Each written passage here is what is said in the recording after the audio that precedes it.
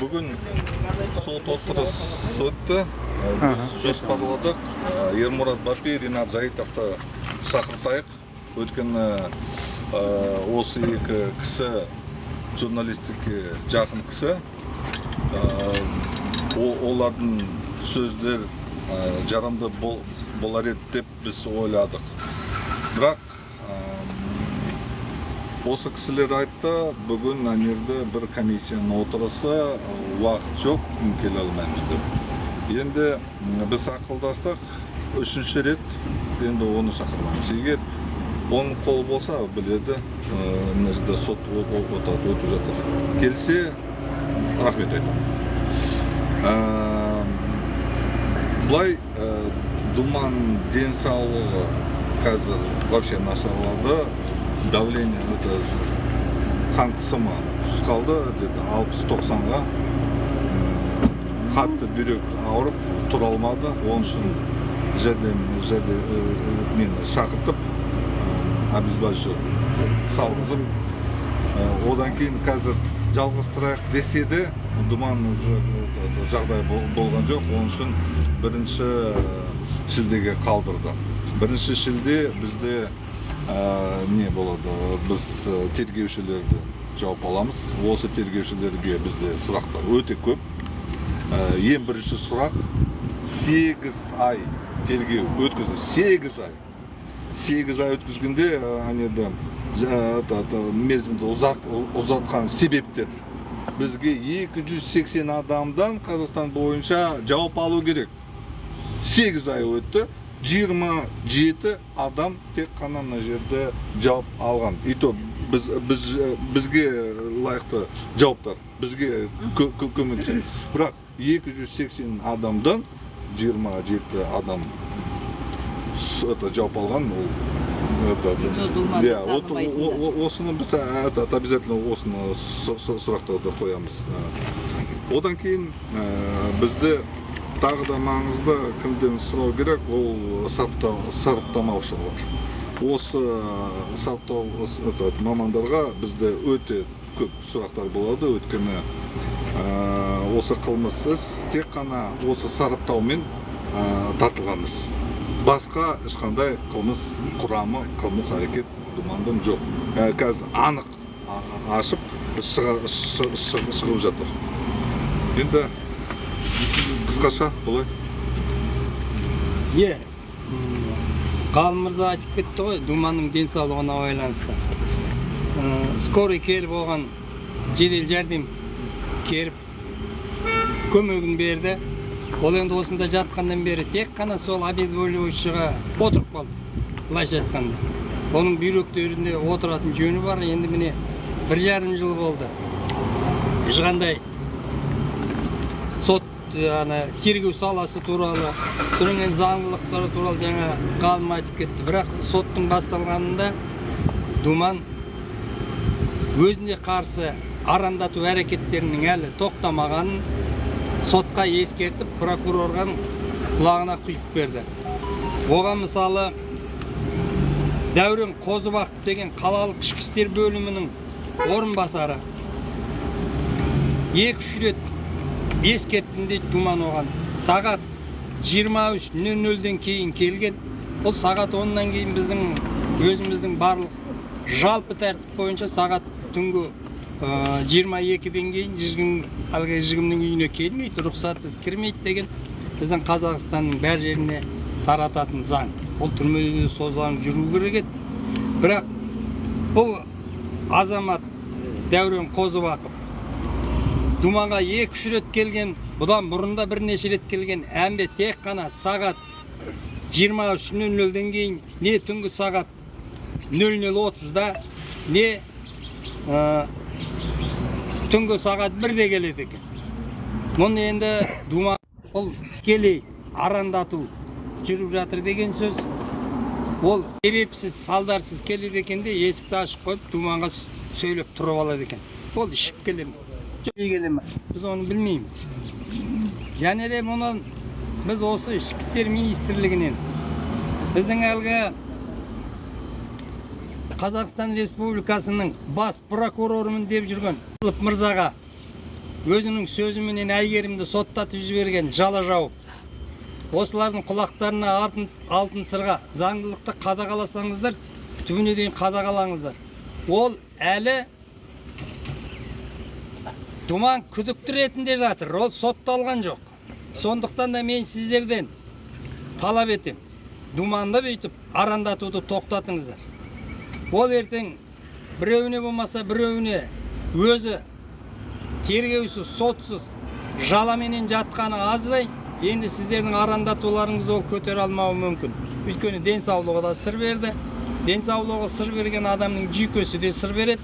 Сондықтан сіздерге қол көтеріп, содан кейін баяғы сіздер әлгі формадағы адамға қол көтеріп деп соттамақшы болып отырсыздар. Сөздің тоқетері осы болып тұр. Сондықтан бұл әрекеттеріңізді тоқтатуларыңызды талап етемін. Екіншіден, тағы да бір айта кететін жай, жаңағы ғалым мырза айтты ғой, сараптамаға тіреліп тұрды.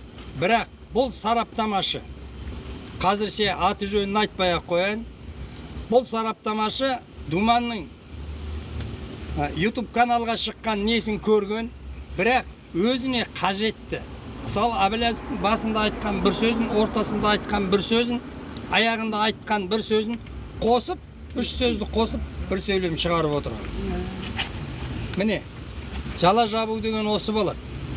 Бұлар енді Думанның қайтсек те аузын жабамыз деп тырысып отыр, бірақ осында қолдап кеп жүрген барлық белсенділерге, барлық қазақстандықтарға, бүткіл Қазақстан қолдау білдіріп жатыр. Соларға мен рахмет айтам. Думан ол сіздердің қолдауларыңыз сезініп жатыр. Бұрынғыдай емес, қазір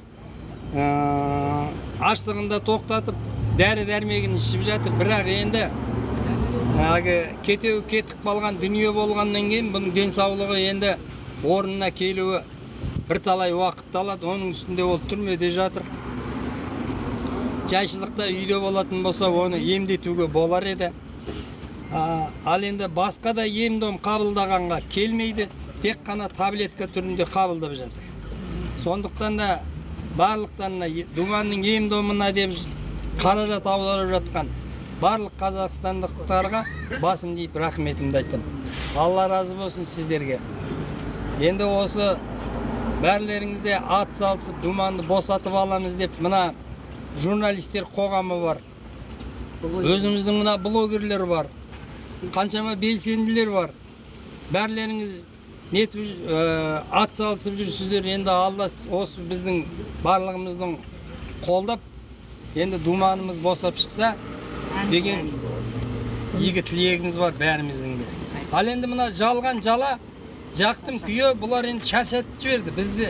Бізді де, Думанды да, сіздерді де, бүткіл қоғамды шаршатты бұл енді. Мұның аяғы жақсы болмайды тегінде. Енді бұлар жалғыз Қазақстанда жүрген адамдарға қорқытып үркітулерін қойып, шет елде жүрген Айдос мырзаны атып кетті міне. Бұл тікелей Қазақстанның өзінің биліктерінің істеп отырғаны. Бұл әлгі көршің соқыр болса көзіңді қыстеп, Путиннен үйренген нәрсесі. Одан басқа түк айтар сөз жоқ. Мен қысқасы осы енді. Мен бір ауыз айтсам болады. Неге жедел жәрдем не үшін келді? Алмасаға жедел жәрдем Думанның давлениесі түсіп кетті.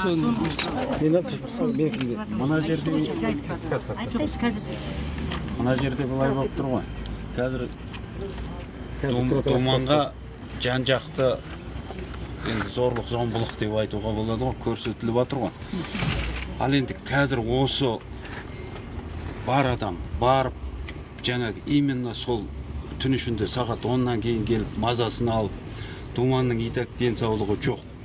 Грамотно біз сол кісінің үстінен арыз жазып, неге солай? Біз өзіміз қысым көрсетпейміз. Мына Думанға қысым көрсетіп атқан адамға. Біз көппіз. Халық Думанды қолдайды. Ал көпшілік болып біз шулайтын болсақ, олар қайда барады? Халықты тыңдау керек, халықпен санасу керек. Сондықтан қазір біз ешқайда тарамай прокуратураға барып, именно сол кісінің үстінен арыз жазайық.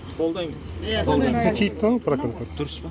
Дұрыс па? Сіз юрист ретінде бұл біз қазір шулаймыз дағы, тұрамыз да кетіп қаламыз. Ол ертең барып думанның тағы мазасын алады. Дұрыс. Бүгін-ақ алады.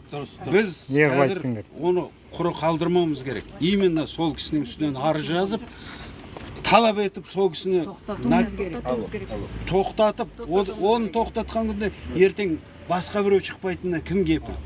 Сондықтан біз қазір прокуратураға барып сол кісінің үстінен арыз жазамыз. Солай дейміз. Сонда халықаралық ұйымдарға неге шықпайды деп жатыр? Біріккен ұлттар ұйымы халықаралық ұйымдарға дейді. Ондай. Бұл енді шықпайды емес, оған шығып жатырмыз. Мысалы, халықаралық ұйымдардың бәрі ана жолы ақш елшілігінде де болдық. Халықаралық ұйымдардың бәрі думанды саяси тұтқын ретінде таныды. Алдың күні осында келіп өзінің куәгер ретінде сөзін айтып кетті Инга Иманбай, Евгений Жоптис, Бақытжан Төреғожина.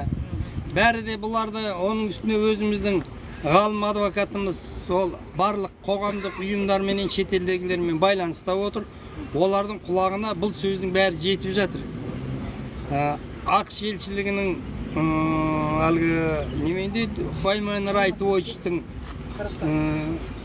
тізіміне кірді. Сонан кейін тағы да бірталай ағылшынша атауменен бір ұйымдарды айтты. Енді оған менің тілімде күрмеліп келмейді.